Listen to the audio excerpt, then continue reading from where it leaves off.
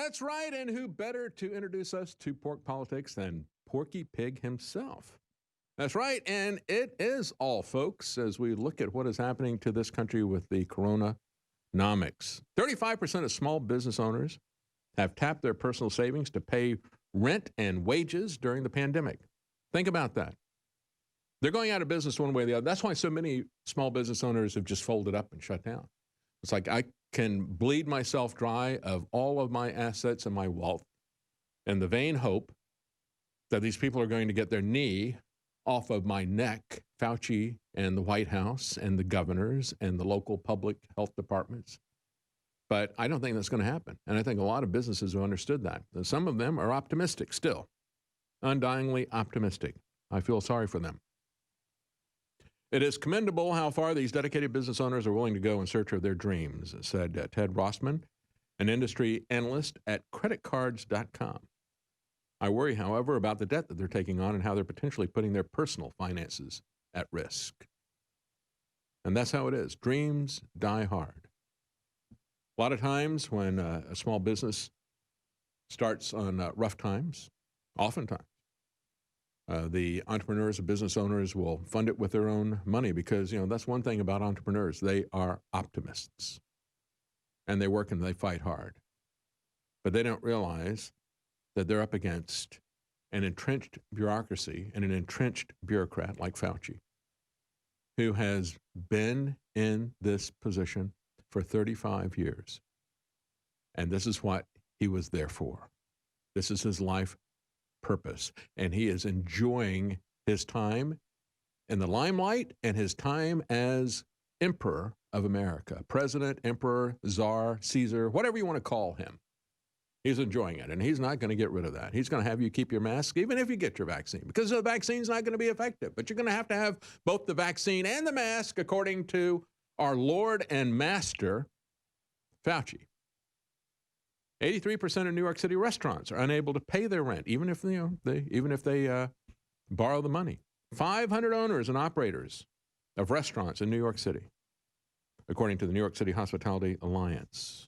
I'm sorry, that's the number of people that they surveyed, and 83% of those could not pay it. And so when you look at this, that's why I start out with Porky Pig. Is it all over?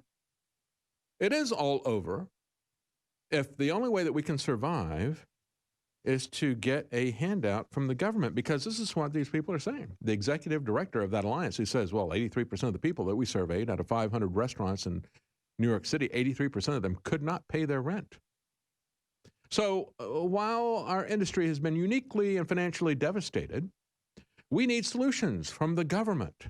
That's what he says. We need the government to help us. Now, why? Because the government is the one who's created your problem, and you're looking to them for help.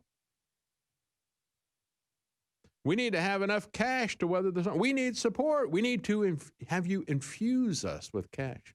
That's why I talk about pork barrel politics. You know where that term comes from, right? That's because you would have the masters on the plantations would, on a good day, to celebrate, they would have the slaves line up and they would have a big barrel of pork. And you could come by the pork barrel and you could, take out your piece of pork. And that's exactly what our plantation masters in Washington are doing now. You think slavery ended with the Civil War? No. We created an all-powerful Leviathan central government as a consequence of the Civil War. We destroyed the 10th Amendment. We destroyed the separation of powers. We created a consolidated government. And that consolidated government has been consolidating more and more power to itself and consolidating power to the bureaucracy and away from the people that we even elect for the last 150 years. And so we have all become slaves on the Washington plantation. And so now they're talking about how they're going to hand out whatever the pork barrel prizes are going to be to us, right? So you've got Donald Trump and Chuck Schumer and Nancy Pelosi in a fight. And so President Trump, over the stimulus check and the executive order, says, well, they know my number. I want to make a deal. But, they're being hardliners about this. They wanted bailout money for Democrat-run states and cities that are failing badly. They know my number. Oh, there we go. So this is what we're reduced to. Yeah, I know your number. Here's your number. 35% of businesses who are borrowing money to keep afloat. 83% of restaurants who can't pay their rent. 50 million people unemployed. $1 trillion per month that the federal government is going into debt. Yeah, we've got your number, Trump. I've got the number of Fauci. I've got the number of Nancy Pelosi and Chuck Schumer, too. You're all part of this. I've got your number. Got a lot of numbers to define you people and the crimes that you've committed against America. Yeah, we know your number. What they have been reduced to here, folks, just understand what's going on. They got people who are fighting, well, can Trump hand out checks or can I take the credit for handing out the checks? And are we going to hand out $3 trillion this month or just $1 trillion or $2 trillion? Meet me in the middle. This is like the negotiations over minimum wage. There is no economic reason to have a minimum wage. All it does is create inflation and devalue the currency and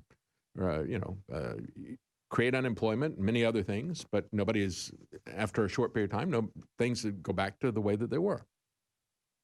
But you always have the Republicans who argue with the Democrats. It's like, well, I don't want $15 an hour minimum wage. Oh, we need to keep it at whatever it is, 7 or whatever.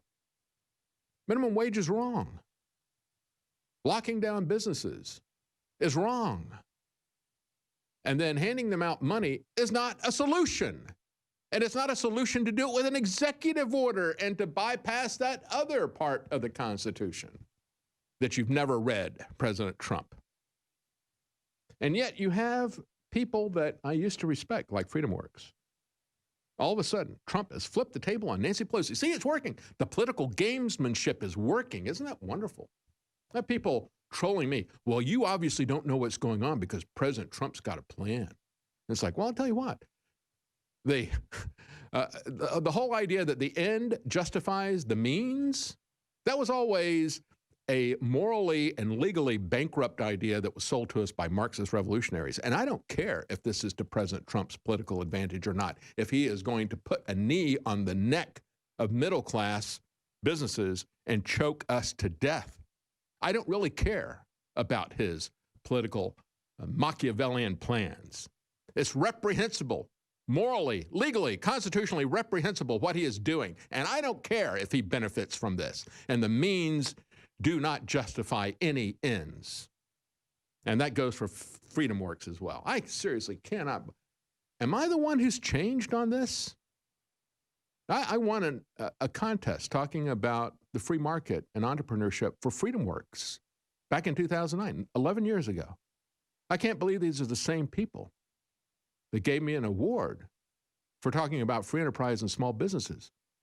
I'm sorry, I'm not the one who changed. We'll be right back. Yeah, I can't believe, as I was saying before we went to break, I cannot believe how thoroughly politicized everything has become. And nobody really cares about the fundamental issues. They just care about scoring political points. It's pathetic, especially in a situation where, regardless of who we vote for at this point, the country is run by unelected bureaucrats everywhere, from the local to the state to the federal level. We don't have a say. We have taxation without representation, and we have regulation without representation. Seems like there was a revolution that was fought over that at some point in time, just because of the taxes, not even about the regulations. And we don't have any accountable bureaucrats. And yet, all you can see from these people, again, FreedomWorks was once upon a time an organization that supported free market, free enterprise. In Chicago, I mean, we're talking about Chicago. My wife and I were flown to Chicago. I won an award there because I did a video about the experiences of my family and of my personal experiences as an entrepreneur in the context of freedom in America. Imagine that. Like Yakov Smirnoff, he thought he was coming to a free country. Ha, fooled you. That's the joke. Joke's on you, Smirnoff. You thought you were getting freedom? Yeah, that famous clip from Brewster's Million where Richard Pryor runs up to his car and says, I'll pay you $5,000 a month to drive me around. He goes, I love America, right? Well, you know, that was then. This is now. Now we've become the Soviet Union. And you've got people like FreedomWorks. And this is why I say, I look at this and it's like, what the heck is going on? Did I change? Yeah, I don't support Trump anymore. And I don't support FreedomWorks when they talk about, oh, this is great. He flipped the table on Nancy Pelosi. He's going to hand out more money than she did. He's going to do an executive order after he keeps the businesses shut down. Oh, we'll send out cash. Isn't that great? Oh, that's real political gamesmanship there. Oh, he's a master chess player, isn't he? No, you're the pawn. You are the pawn, if you believe this. Look, I still believe the same things I believed 10 years ago, 20 years ago, 30 years ago. I believe in the Constitution. I believe in individual liberty. I believe in freedom and liberty. What is the matter with these people? They made a lot of money talking about how they agreed with those values. They got elected to office talking about those values. They're the ones who've changed. And we need to change them. And we need to make sure that we don't pin our hopes on these people anymore. Don't get fooled again. Stop thinking that you're going to get a president who's going to fix everything for you. Stop thinking that the president's going to be your savior. Stop thinking that the solution is out of Washington. That's one thing that Ronald Reagan got right. Government is not the solution, it's the problem. And it is a much deeper, more entrenched problem than you can ever imagine. And so you got Mitch McConnell saying, the Democrats won't allow a penny in stimulus unless Texas and Florida bail out New Jersey. Well, you know, here's a solution, Mitch. Why don't you let the Texans and the Floridians go back to work? Get your health bureaucrats, the CDC and the NIH, off of our backs. Stop putting travel restrictions on people. Stop the lockdown. Just let us get back to work. And then you can let the, you don't have to worry about how this bailout money is going to be distributed between Texas and Florida and New Jersey. Because you can just let New Jersey and New York and California and Illinois go bankrupt. Let them go bankrupt. They've made their choices. Let them live with that. Don't bail them out. Don't bail out anybody. Let us go back to work. The people who want to work can succeed. And the people who want to go on welfare can reap that fruit until they decide that they want to take control of their lives and responsibility for their lives. Yeah, don't get into the bailout business. Don't try to score political points with Nancy Pelosi, Chuck Schumer. Don't try to out pork barrel them. Just let them go bankrupt. And as far as the Civil War stuff goes, let Portland burn. Don't burn the Constitution to save Portland. You know, don't burn the Constitution to bail these people out, and don't burn the Constitution to stop these Marxists. If they want Marxism, let them have it.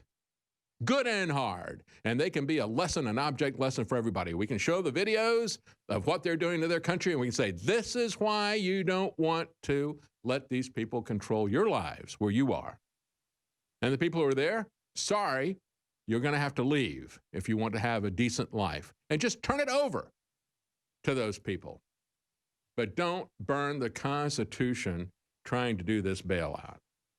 Yeah, Connecticut will need an emergency loan soon to bolster its unemployment trust. Yeah, they're bankrupt, absolutely bankrupt. But yet, what do?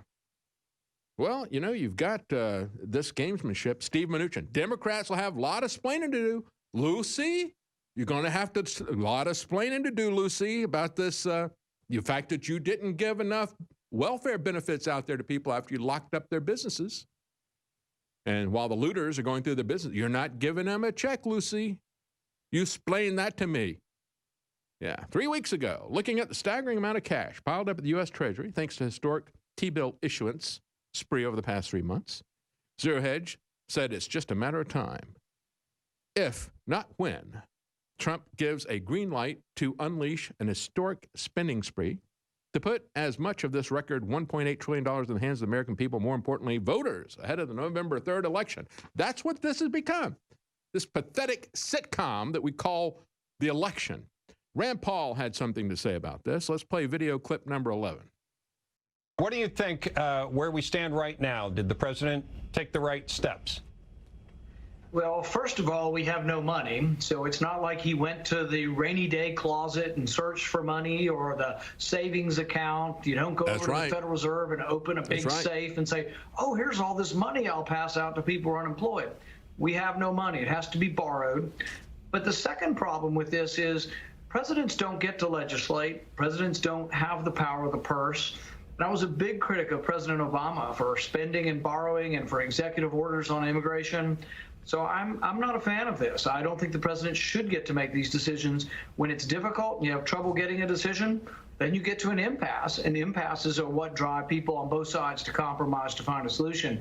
But no, I'm not in favor of using executive orders to spend money, because I think that goes against not only the spirit, but the letter of the law as far as the Constitution goes. Yeah, here's what's interesting to me, though. Is it powerful politically? Because the average person, you've got the clock ticking, so you and I kind of know that this isn't going to go through the courts because it would take too long.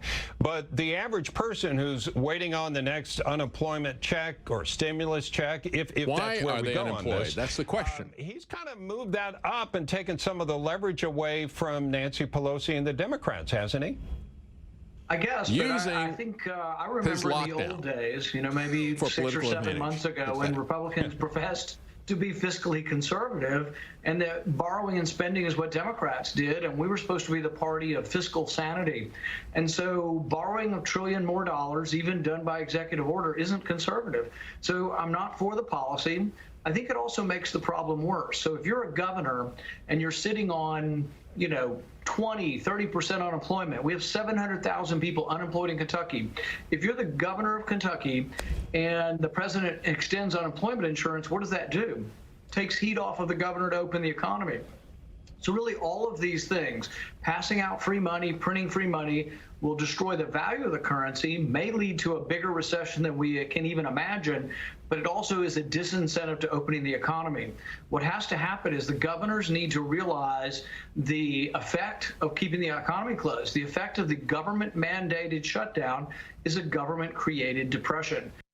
That's right. It is a government-created depression. But the problem is that men in power will always make a second, and women will always make a second mistake rather than admitting to one. It used to be that the Republican Party was a party of fiscal conservatism. They also, one of the freedoms that they hung their hat on was the freedom to earn a living, no more. And when we look at what has happened to the U.S. dollar, it's lost 99% of its value in 100 years. In 1932, the gold was $20.67 an ounce.